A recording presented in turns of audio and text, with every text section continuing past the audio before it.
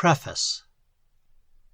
On a beautiful day in spring, as I was running as hard as I could run, pursued by the New York police and a number of excited citizens, my mind, which becomes brilliantly active under physical exhilaration, began to work busily. I thought about all sorts of things. I thought about hard times and financial depression, and about our great president, who was in a class all alone with himself, and soon to become extinct. I thought about art, and why there isn't any when it's talked about. I thought of lepidoptera, of metagrammatism, monoliths, manicures, and monsoons. And all the time, I was running as fast as I could run, and the faster I ran, the more things I thought about, until my terrific pace set my brain whizzing like a wheel.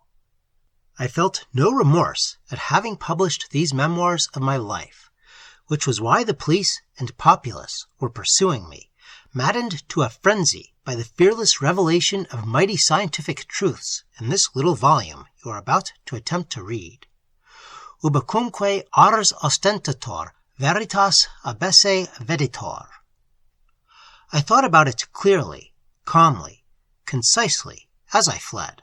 The maddened shouts of the prejudiced populace did not disturb me.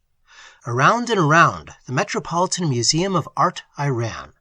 The inmates of that institution came out to watch me, and they knew at a glance that I was one of them, for they set up a clamor like a bunch of decoy ducks when one of their wild comrades came whirling by. "Police! Police!" they shouted, but I went careering on uptown, afraid only that the park squirrels might club together to corner me. There are corners in grain, why not in... but let that pass. I took the park wall in front of the great Mr. Carnegie's cottage at a single bound. He stood on his terrace and shouted, "Police!" He was quite logical. The Equal Franchise Society was having a May party in the park near the Harlem Mere. They had chosen the Honorable William Jennings Bryan as Queen of the May. He wore low Congress gaiters and white socks.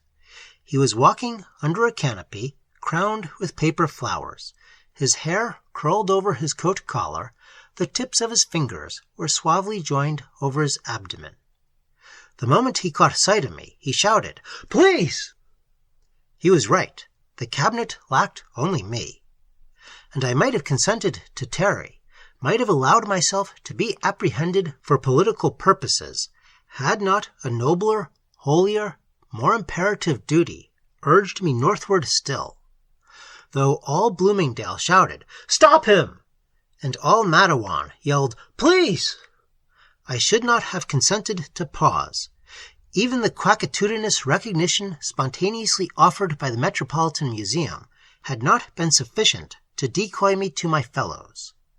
I knew, of course, that I could find a sanctuary and a welcome in many places, in almost any sectarian edifice, any club, any newspaper office, any of the great publishers, any school, any museum. I knew that I would be welcomed at Columbia University, at the annex to the Hall of Fame, in the Bishop's Palace on Morningside Heights. There were many places, all ready to receive, understand, and honor me. For a sufficiently crippled intellect, for a stillborn brain, for the intellectually aborted, there is always a place on some editorial, sectarian, or educational staff. Try it. But I had other ideas as I galloped northward. The voiceless summons of the most jealous of mistresses was making siren music in my ears.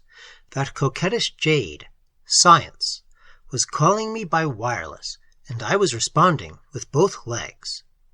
And so, at last, I arrived at the Bronx Park and dashed into the administration building, where everybody rose and cheered me to the echo.